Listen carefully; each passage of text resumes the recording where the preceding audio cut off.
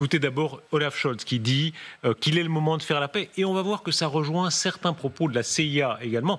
Et quand il dit une conférence de paix, il dit y compris en discutant, ce qui est évidemment très controversé, y compris avec les Russes. Je pense qu'il est temps maintenant de discuter de la manière dont nous pouvons sortir de cette situation de guerre et parvenir plus rapidement à la paix que ne le laissent penser les circonstances actuelles. Et c'est vrai, il est important que nous progressions. Il y aura sans doute une autre conférence de paix et le président ukrainien et moi-même sommes d'accord qu'elle doit se faire avec la Russie. Voilà, alors la paix, hein, c'est un slogan un peu généraliste et général, mais ce qu'il dit quand il dit le président ukrainien, M. Zelensky et moi, sommes d'accord pour dire que cette paix doit se faire avec la Russie. D'abord, oui, la paix se fera forcément ça fait toujours avec l'ennemi. Mais moi, ce qui m'étonne un petit peu, c'est qu'on ne parle pas de victoire de l'Ukraine. On parle de la paix. Il faut obtenir la paix. Ok, d'accord, mais moi, en bon clausewitzien, la paix, c'est quelque chose qui se dégage du sort des combats, du duel des armes, d'abord.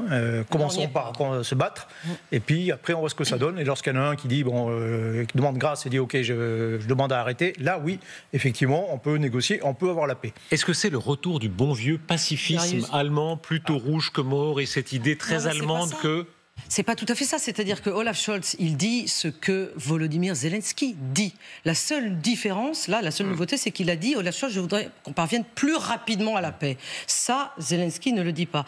Mais sur le côté qu'il faut inclure la Russie et qu'il faut que la Russie soit là pour parler de paix, ça fait partie de la nouvelle communication de Volodymyr Zelensky, qui, je vous rappelle, a organisé en Suisse cet été le premier sommet pour la paix où la Russie n'était pas présente. Ça lui a été beaucoup reproché. Et qu'il veut organiser bientôt, je crois que ça sera normalement au mois de novembre, un second sommet pour la paix auquel les Russes disent qu'ils n'iront pas. Et il y a surtout un problème de politique intérieure en Allemagne. Vous avez vu la dernière élection en Thuringe où l'AfD est devenue majoritaire.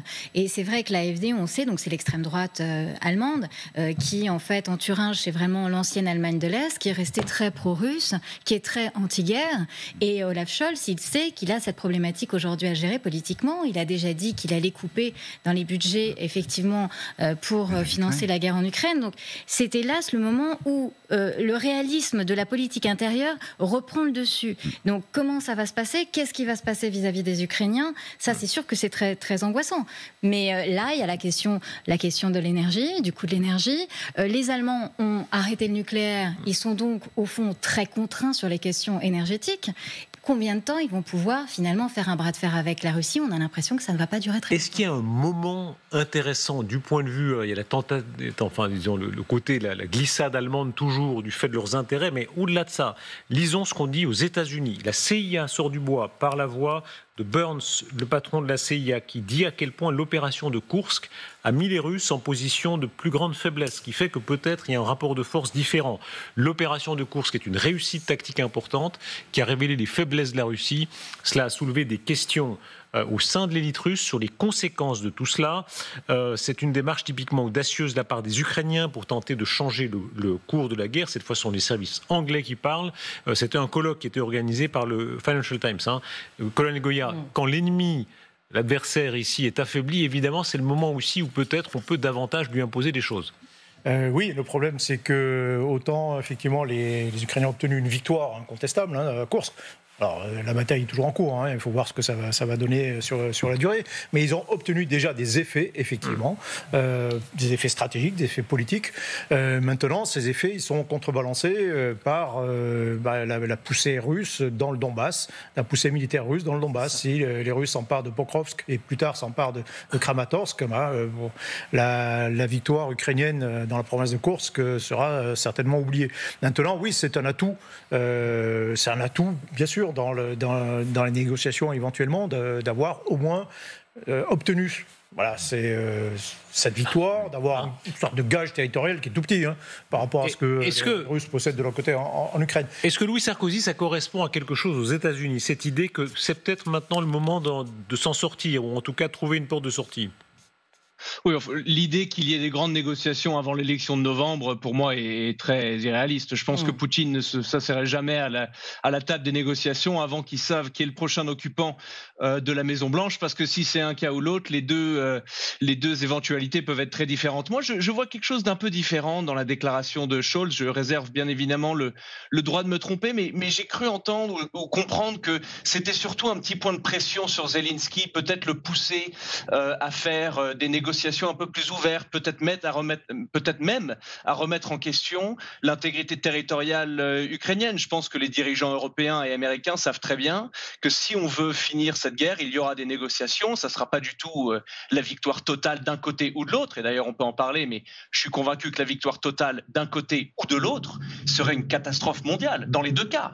Ça, je le dis en regardant nos amis ukrainiens dans les yeux. Enfin, un effondrement total de l'État russe n'est pas envisageable. Enfin, je veux dire, il faut être sérieux aussi.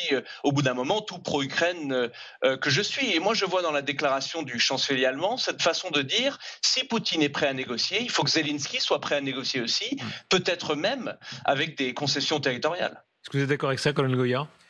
Alors d'abord, oui, on ne peut pas avoir une stratégie sur l'idée que le régime va changer, quoi. C'est trop aléatoire. C'est compter sur la mort du tsar pendant la guerre de 7 ans et ce qui a fait basculer les choses. Non, c'est beaucoup. C'est ce que les Ukrainiens ont longtemps défendu, en tout cas officiellement. Et une partie des Ukrainiens le pense toujours. Jamais on ne se mettra à une table avec les Russes. Avec Vladimir Poutine. C'est un peu différent. Mais la Russie actuellement, quand on dit la Russie, quand Scholz dit la Russie, ou quand M. Zelensky dit on va parler avec la Russie, c'est la Russie de Poutine, il faut dire les choses. Mais bien non, mais l'Ukraine a aussi la théorie de la victoire. Sauf qu'il a dit précédemment qu'il ne le ferait pas. Donc la théorie de la victoire ukrainienne pendant longtemps, ça a été on va libérer tous nos territoires de l'occupant russe. Voilà, une fois qu'on aura récupéré tout le territoire, là. Ce sera la victoire et on peut arrêter la guerre à ce moment-là. Cette théorie de la victoire, elle a disparu. Il n'y croit plus selon vous ? Non, il faut être réaliste. À moins de remonter en puissance leur armée, mais ça prendra du temps. À l'heure actuelle, non, c'est pas possible. C'est absolument pas réaliste. Donc on voit bien, c'est plus du tout dans le discours de Volodymyr Zelensky. Donc il y a quelque chose beaucoup plus vague où il essaie peut-être d'obtenir quelque chose de satisfaisant pour lui. Mais encore une fois, tout cela est très vague de part et d'autre. Et je pense qu'on est encore très loin d'aboutir à un accord. Il faut encore que tant qu'il y a un espoir de victoire d'un camp ou l'autre, les combats continuent.